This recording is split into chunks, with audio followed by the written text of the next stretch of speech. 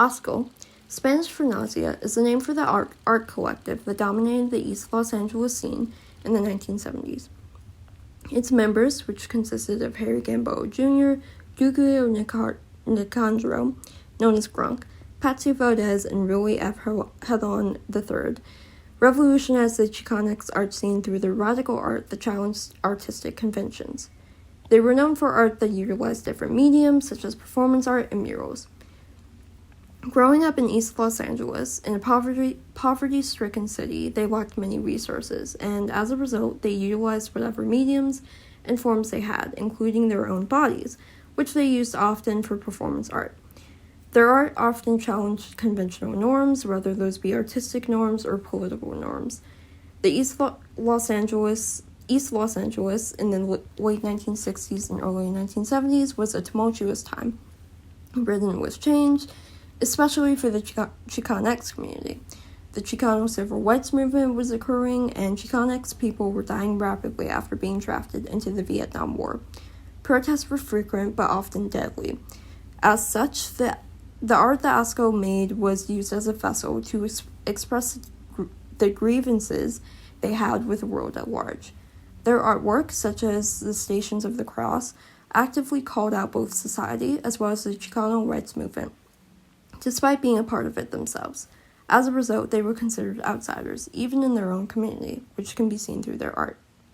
As previously mentioned, Asco was known for its radical and oftentimes controversial takes that they took in their art. Perhaps the most well-known of these radical works is Spray Paint LACMA, also occasionally known as Project Pie in the Face, made in 1972. This project took place after a curator at LACMA, also known as Los Angeles County Museum of Art, told Gamboa that Chicanos don't make art, they're in gangs, in response to Gamboa's question about why there were no Chicano artists in the museum. As an act of resistance, Gamboa, Grunk, and Herron spray-painted their names onto the building, claiming it as the world's largest piece of Chicano art. The next day, Valdez came to see the artwork and was photographed by it just before the piece was taken down. This work was done as a response to a lack of representation of Chicanos in media, an ongoing theme of the Asco Collective. The artist rebelled against societal standards and stereotypes in an interesting way, as graffiti was known as the only form of artwork Chicanos do, and it was not highly regarded at the time. By reclaiming this art form for themselves, and quite literally making LACMA their own piece of artwork, Asco redefined what it meant to make Chicano art. Asco was known for varying mediums of work, as they utilized a lot of multimedia art forms, specifically performance art and murals.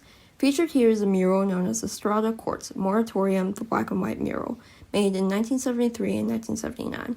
This work was done with acrylic paint on stucco, and it's approximately 32 by 24 feet. Done by Grunk and Hedon, this work was meant to portray the Chicano Moratorium, an anti-war protest that was soon raided by the police and turned out deadly. The work utilizes color, and more specifically value, as the majority of the work is done in black and white. For the most part, the artists use an analogous color scheme, as almost every part of the painting is done in black and white. This work, which was meant to be an act of resistance by Asco, further advances Asco's collective goal, which was to use their art to advance the work of Chicano artists, and use their art as a means of protest. Similarly to Spray Paint LACMA, Estrada Quartz Moratorium seeks to call attention to the injustices faced by Chicanos. The work critically defies police brutality through showcasing the horrific atrocities that happened as a result of police riots. This work immortalizes this dark, gruesome day, and by immortalizing it, we can remember how far we've come and how far we still have yet to go. Asco was, in many ways, revolutionary for their time. A great instance of this can be showcased through what they called no movies. No movies were stills that were taken out of context that seek to tell a story, though there were no preceding or following images. These stills were taken as an act of defiance, as the artists noticed a lack of Chicanx people in the media they consumed, specifically in movies. In all the movies they saw, Chicanos were non-existent, and if they were portrayed, they were done so with horribly harmful stereotypes. As such, they decided to create no movies, as a rebellion against Hollywood and its lack of inclusion. One of their no movies is known as First Supper, after a major riot. This work was an act of performance that was later immortalized through a photograph. In this photo, the group is dressed up in varying costumes while sitting at a table decorated with other varying objects, such as a new doll. The four enjoy a feast at the table, which is sitting on a traffic island in Whittier Boulevard. It was here 4 years earlier, that the aforementioned Chicano moratorium occurred. The group sat and dined in the exact spot where protesters were shot at a mere 4 years before. A picture was taken of this event, once again as an immortalization of the occurrence. This work features variety, as while the group's feast is the center of the photo, there is traffic and other people and happenings occurring in the background. The work is in many ways similar to the previous two works showcased.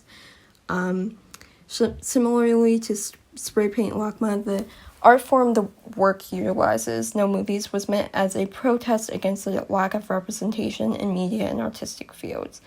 And just as its counterparts, it further advances the place of Chicanos in the artwork, achieving Asco's intended purpose. Asco's art was intended to be avant-garde and revolutionary for its time. After all, the artists behind Asco were self-proclaimed outcasts. These artists were controversial in the art world, as they spoke about topics that were otherwise underrepresented or considered taboo. Not to mention some of the art forms they used were not highly regarded, such as the graffiti used in Spray Paint Lakma. Alongside that, they were outcasts in their own community, as their artwork was somewhat aniconic and rejected the iconography generally associated with Mexicans. Regardless, their artwork made a point to find different ways to do art, and all the while talk about issues that matter to them. This is exactly why Asco was a revolutionary of their time.